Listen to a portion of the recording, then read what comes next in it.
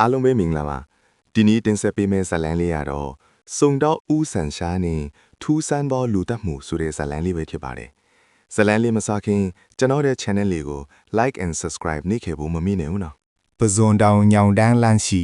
ဦးဆန်ရှား၏အိမ်ရှိခန်းတွင်စေးတံငွေများလွင့်ကြံလေသည်ဦးဆန်ရှားသည်ကလားထိုင်အဆုံလေးပေါ်တွင်ခြေတင်ကာမျက်မှန်ကိုနှစ်ဖူးပေါ်တင်ထားလျက်တစုံတစ်ခုကိုအသေးအတန်စဉ်းစားနေ၏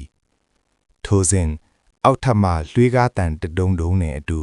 ရဲဥပမောင်ရောက်ရှိလာသည်ဟေးဦးဆန်ရှားခမရအိမ်ထဲမှာမွေးနေလို့မရတော့ဘူးဗျအတော်လေးထူးဆန်းတဲ့အမှုတစ်ခုထင်နေပြီဦးဆန်ရှားကဆေးတံကူခောက်ကခတ်အေးပင်ဖြန့်ဖြေသည်နေပေါင်းပမောင်ရဲ့ခမရကလည်းအမြဲတမ်းထူဆန်းနေတာပဲ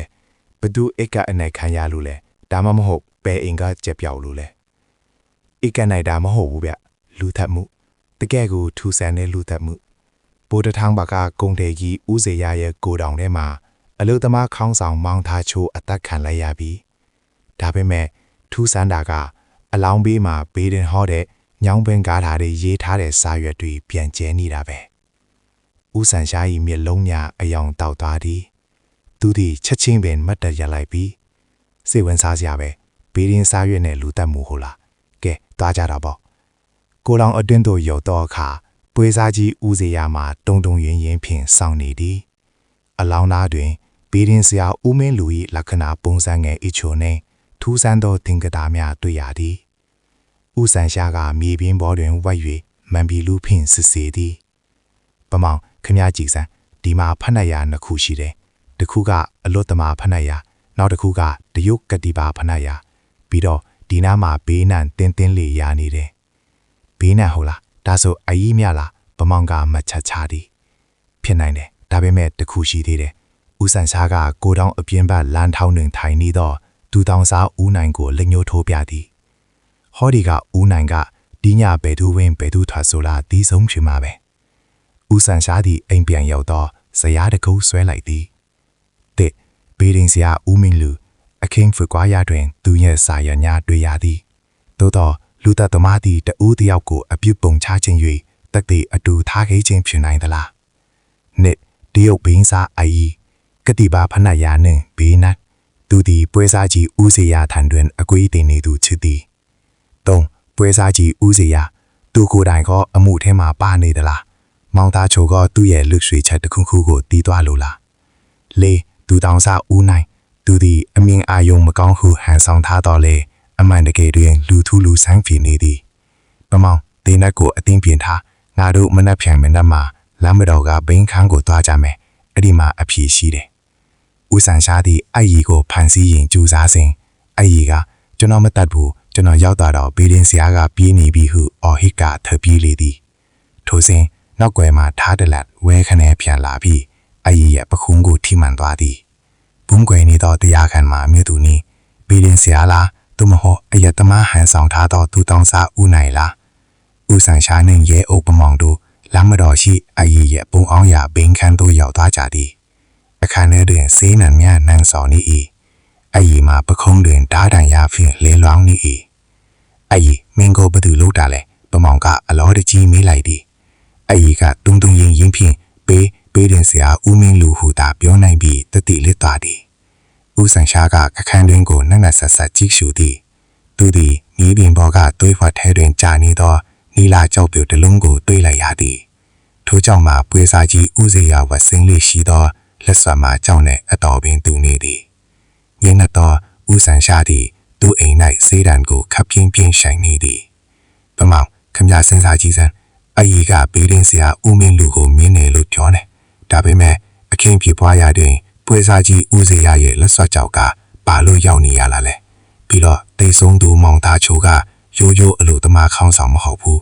သူကအရင်ကနန်းတင်းရတနာတိုင်းမှာအလို့လုတ်ခဲ့ဘူးသူပဲ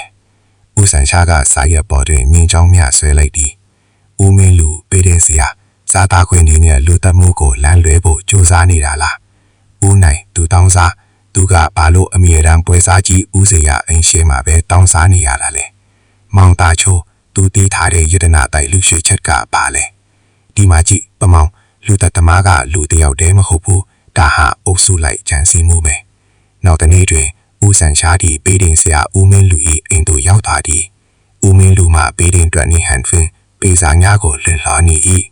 ဆရာကြီးမောင်သားချိုရဲ့စာသားကညံ့နေလို့အသက်ခံရလာလားဒါမှမဟုတ်ဆရာကြီးကိုယ်တိုင်ကစာသားကိုပြင်ပေးလိုက်တာလားခုဦးဆန်ရှားကခနဲတက်တယ်မေးလိုက်သည် ဦးမင်းလူကမျက်နှာပြက်သွားပြီးကျွန်တော်ဘာမှမသိဘူးဦးဆန်းရှာကျွန်တော်စီကစာရွက်တွေကိုတယောက်ယောက်ကလာခိုးသွားတာဟုညင်းဆိုသည်သို့တော့ဦးဆန်းရှာကဖေဒင်ဆရာ၏ခြေထောက်ကိုကြည့်လိုက်သည်ခြေဘဝတွင်ကိုတောင်းတဲ့ကကဲ့သို့ထုံးဖြူမြပေချန်နေသည်ကိုတွေ့လိုက်ရသဖြင့်ဦးမင်းလူလိန်နေမှန်တိလိုက်ပြီးဖြစ်သည်ဦးဆန်းရှာကအစီအစဉ်တစ်ခုဆွဲလိုက်သည်ပွဲစားကြီးဦးစေရထံတရင်လွတ်လိုက်သည်မောင်သားချိုဝှက်ထားတဲ့ရတနာမြေပုံကိုဦးဆန်းရှာတွေ့သွားပြီဟုထိုညတွင်ဦးဆန်းရှာ၏အိမ်ရှိ၌အရေးတစ်ခုဝဲလေဖြစ်နေသည်သူတောင်းစားဦးနိုင်ဖြစ်သည်သူသည်လမ်းလျှောက်သည့်အခါခြေထောက်မခွာကိုပဲတန်မရှိလာသည်ဦးဆန်းရှာကပြတင်းပေါက်မှချောင်းကြည့်ရင်ဖြုံလိုက်သည်လာပြီငါးစားကိုဟတ်တော်မယ်ရုတ်တရက်အိမ်ထဲသို့လူတိုက်ကြီးဝင်လာသည်ပွဲစားကြီးဦးစေရဘေးဒင်ဆရာဦးမင်းလူနှင့်မျက်နှာဖုံးဆွထားသောလူတန်ကြီးတူဦးဆန်းရှာမြေပုံကိုပေးစမ်းဦးစေရကတေနဲ့ဖြင့်ချိန်ကဟင်းဟောက်လိုက်သည်ဦးဆန်းရှာကတင်းငိမ်စွာဖြင့်ကလားထိုင်တွင်ထိုင်နေသည်မြေပုံချော်တာမရှိဦးစေရခမရတို့လောဘနောက်လိုက်ပြီးလူတက်ခဲ့တာကိုတက်သေးပြဖို့ငါကဖိတ်ခေါ်လိုက်တာပဲထိုစဉ်အမောင်တဲမှာဖဲမောင်နဲ့ရဲတပ်ဖွဲ့များထွက်လာပြီးအားလုံးကိုဝိုင်းလိုက်သည်မျက်နှာဖုံးဆွထားသူကိုဖမ်းဆီးလိုက်တော့အခါထိုသူမှအခြားသူမဟုတ်သူတောင်းစားဦးနိုင်မင်းထင်နေတော်သည်ဦးနိုင်ကတကယ်သူတောင်းစားမဟုတ်ဘူးသူကအရင်ကရာဇဝတ်သားခေါင်းတရံပဲမောင်သားချိုကသူကတတ်တာဦးမင်းလူကတတ်သေးဖြောက်ဖို့ဘေးရင်စရာတွေခင်းတာဦးစရာကတော့နောက်ွယ်ကနေငွေကြီးထောက်ပံ့တဲ့ခေါင်းဆောင်ပေါ့ဦးဆန်ရှာကပကင်းဖြစ်စဉ်ကိုအသေးစိတ်ရှင်းပြလိုက်ရတရားခံများအားလုံးခေါင်းငိုင်ဆိုင်ကြားသွားကြတော့သည်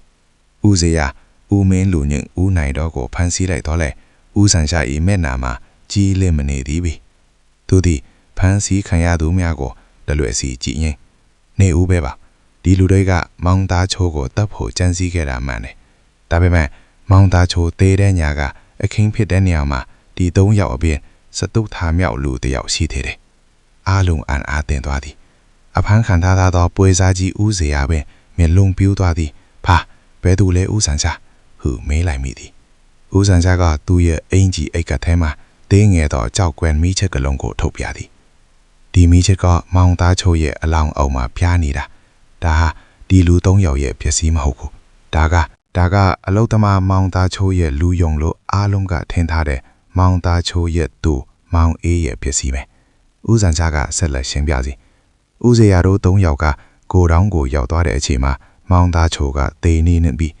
ခမရတို့ကမောင်သားချိုကိုတက်ပြီးမိဘုံလူဖို့သွားတာဒါပေမဲ့အလောင်းကိုတွေ့တော့ဦးမင်းလူကအမှုရှုပ်သွားအောင်ဘေးရင်စရာကိုခင်းခဲ့တာဦးနိုင်ကအဆောင်ကြည့်ပေးခဲ့တာတကယ်တော့ခမရတို့ကလူတသမားတွေမဟုတ်အလောင်းကိုလူတဲ့သူတွေတာဖြစ်တယ်ရဲအုပ်ပဲမောင်ကြောင်သွားသည်ဒါဆိုမောင်သားချိုကိုဘယ်သူထတ်တာလဲဦးဆန်ရှာမောင်အေးပေါ်ပဲမောင်ရ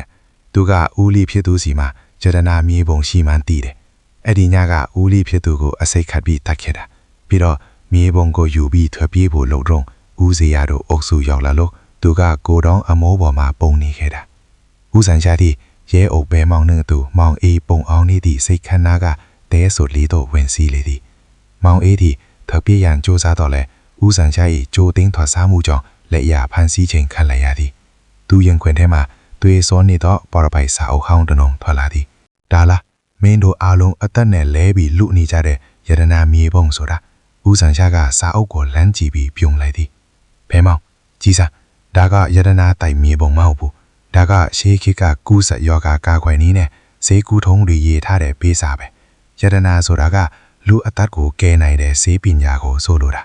မောင်သားချိုကဒါကိုတန်ဖိုးထားပြီးထိမ့်သိမ်းခဲ့တာခင်ဗျားတို့လော်ဘာသားတွေကရွှေငွေရတနာထင်ပြီးလူတတ်တဲ့အထိဖြစ်ကုန်ကြတာအမှုကိစ္စအလုံးပြီးဆုံးသွားသည်လူသားသမားမောင်အေးနဲ့ပူပေါင်းကြံစည်သူဦးစေရဦးမင်းလူနဲ့ဦးနိုင်တို့အားလုံးထိုက်တန်သောဖြစ်တံများရရှိသွားကြသည်ဘိုးစွန်တောင်ညောင်းတန်လန်းဟီဦးဆန်ရှား၏အိမ်လေးတွင်ညနေခင်းနေဝင်စီတော်အချင်းဦးဆန်ရှားသည်ဆေးတန်းကိုခွာညင်ကောင်းကင်ကိုငေ့ချီနေသည်ဘဲမောင် လောကမှာအကြီးမားဆုံးအစိတ်ကလောဘပဲဗျလောဘတက်လာရင်လူဟာတရိษံထက်တောင်ကြောက်ဖို့ကောင်းသွားတတ်တယ်ပေတင်ဆရာကကိန်းခန်းနဲ့လိမ့်တယ်သူတောင်စားကဟန်းဆောင်မှုနဲ့လိမ့်တယ်ပွဲစားကြီးကငွေနဲ့လိမ့်တယ်ဒါပေမဲ့အမှန်တရားကတော့ဘယ်တော့မှမလိမ့်ဘူးဗျဘဲမောင်ကခေါင်းငင်ရင်ဦးဆန်ညောင်တန်းလန်းကလေးတွင်ဦးဆန်ရှာနေဗမောင်တို့ရဲ့မောဆန်များသည်ညမောင်မောင်ထဲတွင်လွန့်ပြန်သွားလေတော့တည်း အခုလိုဂမ်ဘီရာဇာတ်လမ်းတွေကိုကြိုက်နှစ်သက်တယ်ဆိုရင်ကျွန်တော်တို့ရဲ့ channel ကို like နဲ့ subscribe လုပ်ထားဖို့မမေ့ပါနဲ့ဟုတ်ဗျာနောက်ထပ်လည်းထိတ်လန့်စရာဇာတ်လမ်းကောင်းတွေနဲ့ပြန်လာခဲ့ပါမယ်အားလုံးပဲဘေးရန်တရားကင်းဝေးပြီးစိတ်ချမ်းသာကြပါစေဗျာ